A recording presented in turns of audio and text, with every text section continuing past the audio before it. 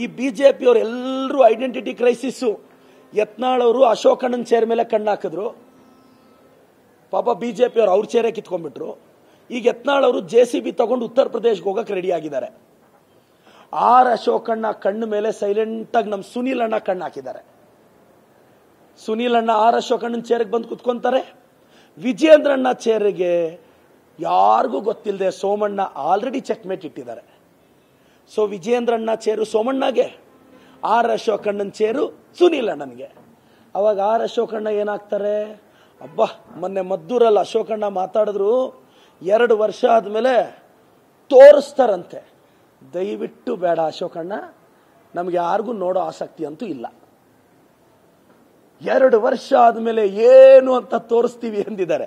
ದಯವಿಟ್ಟು ಬೇಡ ಅಶೋಕಣ್ಣ, ನೀವು ತೋರಿಸಿದ್ರೆ ನೋಡೋ ಅಷ್ಟು ಪೇಷನ್ಸು ನಮ್ಗೆ ಯಾರಿಗೂ ಆಸಕ್ತಿ ಇಲ್ಲ ಅಂತ, ಏನು ತೋರಿಸೋದು ಬೇಡ.